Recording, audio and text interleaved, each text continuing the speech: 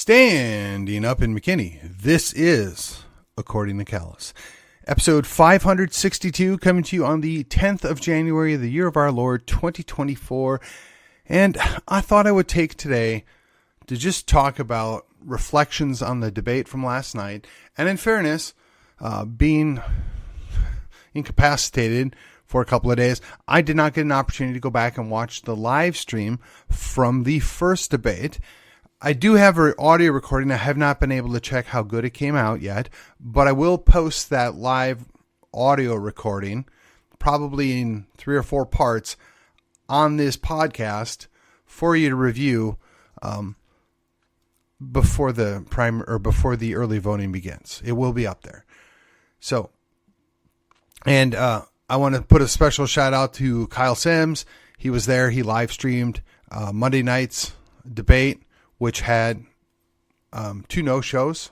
One I knew about and one I was disappointed and surprised to hear about. But nonetheless, there should be a fairly good discussion to be had with the interview of Daryl Hill running for re-election as County Commissioner Court 3 and Darren Mice, who is running in HD 67. In addition to that, we had 2 more debates. So give me just a second.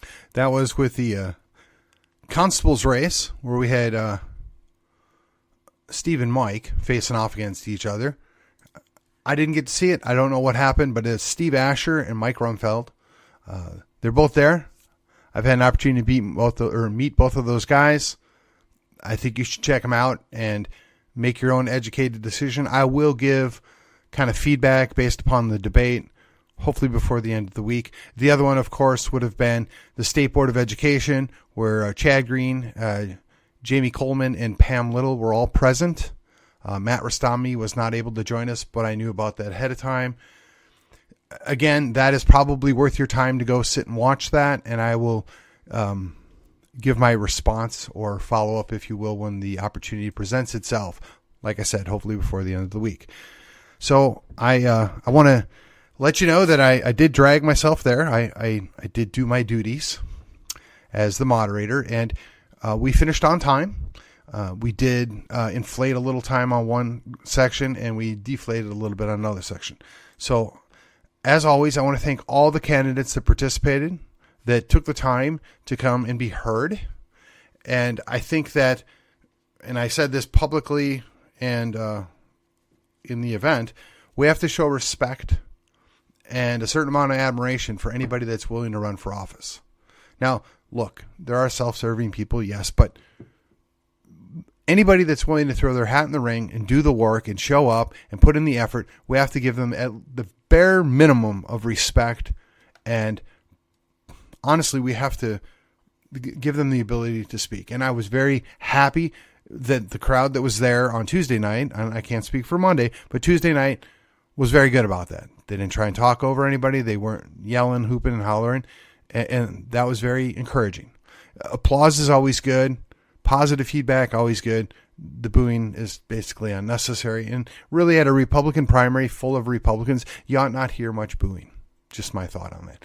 So, first up, we had the Constable race for Precinct 1. So the incumbent, the current Constable for Precinct 1, Matt Carpenter, and his challenger, who had run against him in the previous cycle, not quite 2 years ago, or I guess it was 2 years ago, Chris Trevino. Now, both of them, put it this way, they improved their performance over 2 years ago, which is to be expected. I mean, the more you do these things, the better job you'll do. I appreciated that they came. I appreciate what they had to say. Matt clearly demonstrated that he has a good understanding of what he is doing as the constable, and he was quite reassuring and calm and put together. Chris brought up a number of valid concerns and things that should be addressed, but maybe that should have been directed for the commissioner's race or something along those lines. Again, things that need to be heard, things that need to be known, and this is kind of a touchy issue because there is a lot of people that see what the constable does as being like a second-class sheriff's deputy or not even a cop. And if you listen to these guys, when they talk, they will educate you on all the different things that the constable's department does and can do. And it's very interesting, and it's useful. So again, take the time, listen to it. I think if I were going to grade performance, I'd give the debate, if you will, to Matt. That's not a slight on Chris. It just, if I'm objective looking at it, I think Matt did a better job. Does that mean anybody did a bad job? No, not really. It just means that that's my opinion. I'm the moderator. I'm there. I'm listening to the quality of the answers and the thought process behind the answers. I'm not necessarily looking for a policy that I agree or disagree with, though I will point out if somebody brings up a policy that I disagree with or a position I disagree with, but just simply grading on the performance and what they did. So that's how I'd call that. Now, the next race was the tax assessor collector, and I had a little fun. I indicated that I wasn't sure that I would be enthusiastic about voting for somebody that was going to come and collect my taxes. They laughed because they were good sports. So again, this is a three-way race. We have Scott Grigg, Cam McCall, and Angela Powell. Now, Scott Grigg has essentially been running for this about 5 years. Ken Maughan had apparently told people he was going to retire 4 years ago and then decided to not retire. And as a result, Scott wisely decided to just keep on campaigning. This time around, we had Cam McCall throw his hat in the ring, who currently works at the tax collector assessor's office and has some experience through family and work related. And then Angela Powell, who is looking to change up things a little bit. She spent some time doing different things in the past. She spent, I believe, 8 years on the school board down in Plano ISD, and she was looking to transition and doing something a little different. So I will tell you that I'm not going to grade whether they're qualified, not qualified. I'm not sure that what's funny is they all said that the others were not qualified, which is kind of interesting because I'm always intrigued when I hear that in a forum or a debate. If you don't even believe your opponent's qualified, wow. Okay. In any case, that being said, clearly, Scott's been at this a long time and he had good answers for everything. I will say that there was one answer that wasn't quite satisfying. I'm hoping that he'll come around and give a little bit better answer in the future. But everything else is pretty solid.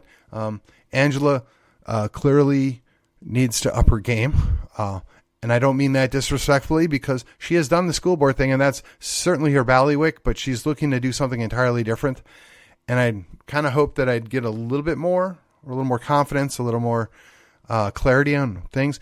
She did bring up some valid points. So again, I'm not dismissing her. And then Cam, of course, he works in the department. He knows the job. He knows the role.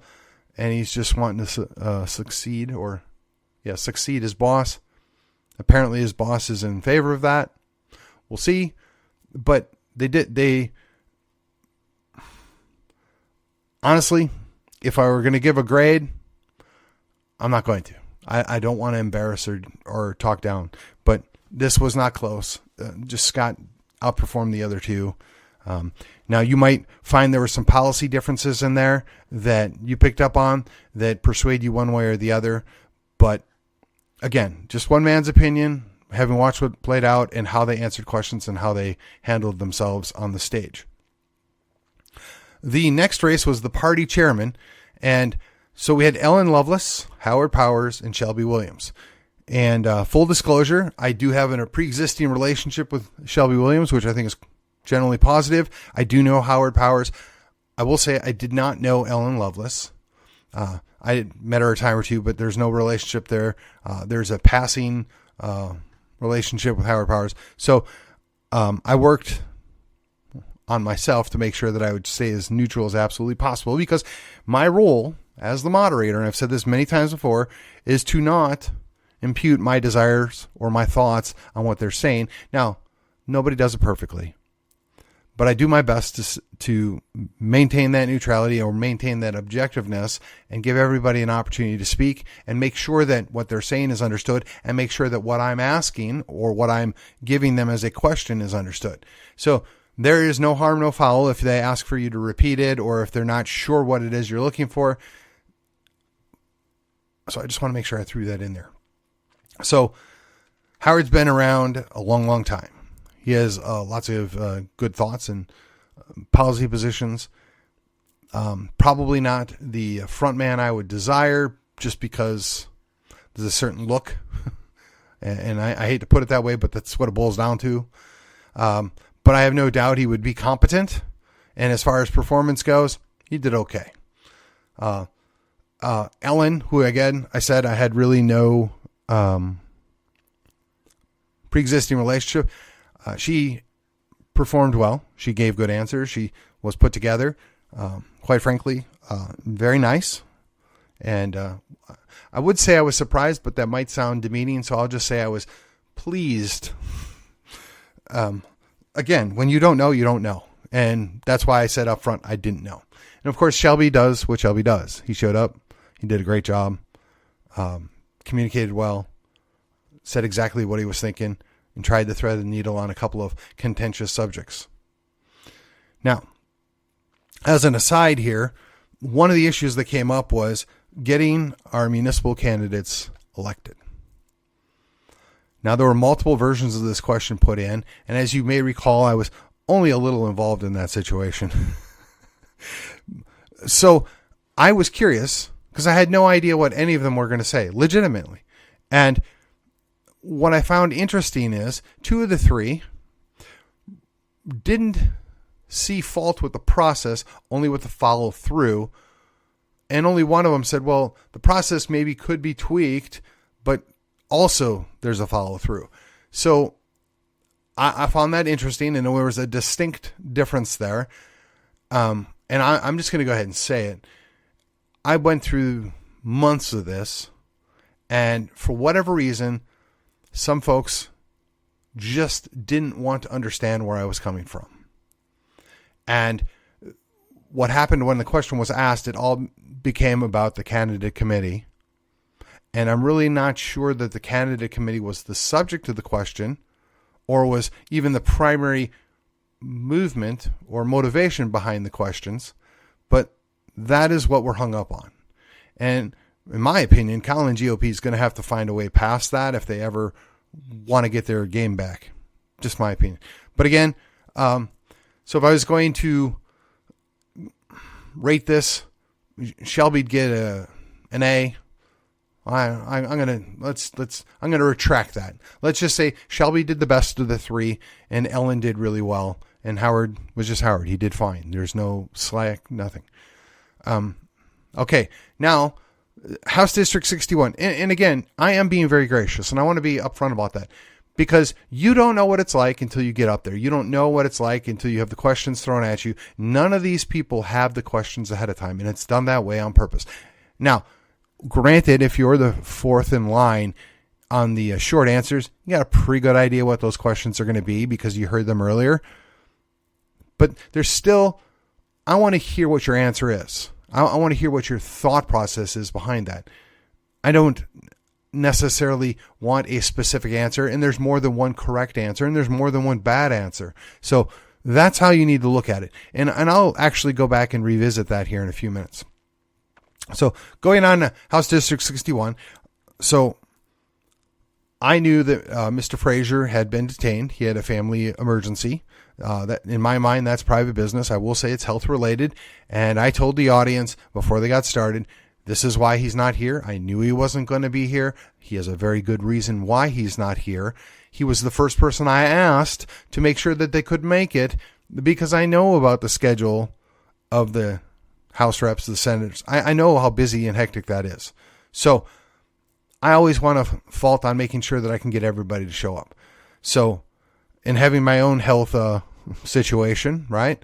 Medical scare, if you will, I'm very deferential to that. And I maybe pushed a little hard on it. But look, we want to be fair and we want to give everybody an equal opportunity to speak for themselves. So there was a pointed question at the beginning. In fairness, there were multiple versions of that were handed in.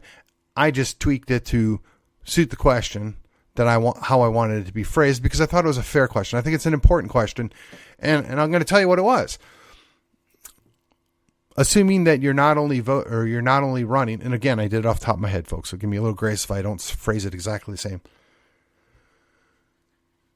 Sorry, I apologize for that. If I don't get the phraseology exactly the same. But assuming you're not running for House District 61 just because Frederick Frazier voted to impeach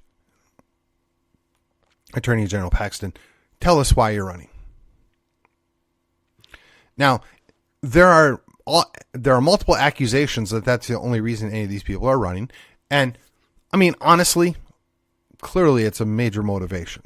Were there other things? Sure. Did the questions or did the candidates both answer them well? Yeah, I was content with the answer. I mean, I would have hoped that they had a little bit deeper, more thought out answer personally. But again, they only had a limited amount of time. They didn't have any idea that question was coming. So I'm not going to begrudge them that, and I'm not going to beat them up for it. But I thought it was a very fair and appropriate question. Everything else, they did fairly well. The difference in policy is almost nil. And I tried 2 different times to get them to give us something where they differ or where there's an advantage with going one over the other. And they didn't really offer that. So for me, I mean, that's one of the goals. Okay, so now that I've given you a recap, I've kind of given you my thoughts on it. I encourage you, go watch the Facebook stream, right, the live stream, or when you get a chance, listen to the audio. I want you to make your own decision if they're talking your language, if they're speaking to you personally, if you find that they better support you. I was trying strictly to talk about their performance and how they did on the stage, because that's what interests me, right? A certain amount of confidence, a certain amount of stage presence is important when you're a candidate, but also how do you think on your feet and how do you present yourself? Okay, so I told you I was going to kind of revisit that a little bit. So when I do my debates, and again, let me back up just a little bit further here. I think all opportunities to interact with candidates or elected officials are beneficial to a point. The point is if you're going to just show up and beat up and bash on the elected official or a candidate that you don't like, they tune you out. They don't want to hear it. They don't listen. You're wasting your own time and, quite frankly, theirs. If you have constructive criticism, if you have something complimentary and maybe a negative, and you share that at the same time, I'm going to tell you, having been both, or I guess I still technically am, being both a boss and a subordinate, I guess the term is middle management, but having been in that role for quite some time and dealing with customer service, it is very easy to get lost on negatives. The other gutter would be is to always be positive, but you have to be honest. And you tell somebody when you think they did a good job and when they need improvement, and you want to be balanced and you want to be net positive in that interaction. It's fine to tell them that you blew it on this vote or you blew it on this issue. This is really what you should know, or this is what you should think, or whatever your point is. So that being said, so the lightest, easiest way to approach this is a forum. They're all on the stage by themselves. They get some questions.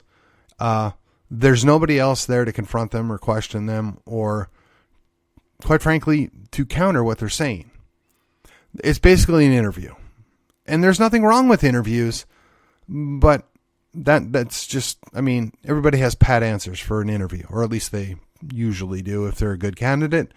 Okay, so then option number 2 would be a debate. That's the format that we work off of. And then there was a third version that was brought to my attention. And I know I've talked about this more than once, and I want to give a shout out to the Collin County Golden Corridors Women's Club here. They're going to be doing like a speed dating version. There's going to be several tables, and the candidates are going to cycle to each table and give that 6 or 8 people present there one-on-one time with that candidate. Now, I'm not sure how much time you're going to get with that candidate, but that is a good opportunity. It certainly gives you an opportunity to see how they are face-to-face and whether or not they're respectful and open. Again, those are important. So I'm intrigued by this. I don't know if I will personally be able to make it there, but I would encourage you. It's coming up. Go to Golden Corridor's website and check it out, or their Facebook page. They'll have the additional information. I think that'd be a lot of fun. And there's going to be probably 5 or 6 more forums coming up, brought up by various clubs or organizations. And again, every opportunity you get is a useful opportunity. I know people indicate that you should be spending your time block walking or making phone calls or fundraising or whatever. There's truth to that. But if there's a race that you just don't know, if there's a candidate that you're iffy on, if there's outstanding questions, you need to take the time to investigate that. That's why you have multiple forums, because not everybody can go to every forum, and some people can only make one. So again, you use it as you see fit. I will say this. I don't see a value of going to every forum or every debate for the same candidate. That, unless you're trying to catch them on a conflicted answer, what's the point? Okay, so in the debate, so there's 4 primary sections. The first section is a short answer, like a word association. I'm going to give you a word or a phrase, and you're going to tell me what immediately comes to mind. Now, the primary purpose of this is to get a general idea what their thought process is or what their philosophy is. It's not perfect. It can be gamed, which is why you like to change up the words you use or the phrases you use. Or the second section is short answer. It's supposed to be one word answer. Yes, no, or maybe. Now, this is very hard for a lot of people, particularly people that are running for office, because they want to show more emphatically or be more or whatever. Simple yes, no, or pass is adequate. Now, we put out a number of questions, and some of them couldn't really be answered with yes, no, or pass. And I appreciate the fact that they had the wisdom to say, I'm going to pass, it's too nuanced. Some of that's done intentionally. Some of that was just structuring of the question. Okay? So, again, this is how quick on the feet are they, and do they have a firm policy in mind? Because we try not to make these too tricky. Occasionally they get a little more nuanced, and that's fine. If you want to call it out, I have no problem with it. The third section is an opportunity for the candidates to ask a question that goes to the other candidates. Now, what was interesting is a number of the candidates chose not to take advantage of this. And it's not looking to get, bloodied or start a battle royale or anything like that. But I would want to know, if I'm in a Republican primary, if I've got 2 Republicans sitting up there, if there's something that distinguishes a significant difference between these folks. And that's where the opportunity exists for the candidate to ask this question. And I got to say, I'm rather disappointed if you don't take advantage of it. I understand it. And that is your option. I would never pressure somebody to do that if that's not something they're comfortable with. But I think it was a missed opportunity. And apparently that's going to be a common thread going forward. Well, the last phase, if you will, has to deal with questions from the audience. Now, as you might guess, that can get a little iffy, a little dicey, a little pointed, a little aggressive. All of the above. And almost always it comes from somebody that has a specific point or issue they want to get across.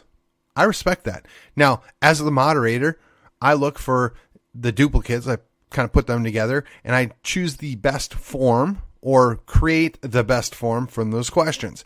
I want to honor the question that's being asked, but do it in such a way that, 1, it's not very lopsided or aggressive, or 2, that gives everybody an opportunity to give a legitimate answer.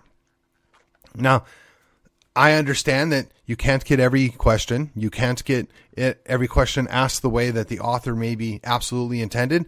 But as a moderator, it is never my desire to abuse or pile on somebody that's taken the time out of their schedule as a candidate to come and participate. I'm going to give them the questions, and I'm going to give them questions even if they're tough, but I'm going to make sure that I give them an opportunity to answer it in a way that shows some grace, because we're supposed to be people of grace. Now, look, I say that knowing full well that if you've listened to any of my 560 episodes before this, or whatever the number is off the top of my head, you know full well I can be quite aggressive and quite pushy when the time is right. But on people that are on my team, I want to give them grace. And it requires a lot of effort sometimes with some of these people. But we want to give them the benefit of the doubt. We want to work with them if at all possible. We want to not create enemies within our own team. So that's where my heart is. That's what my motivation is, doing what I'm doing. That is why I'm trying to grade on what they did less than what they said. Because what they said is going to sound differently to everybody that listens.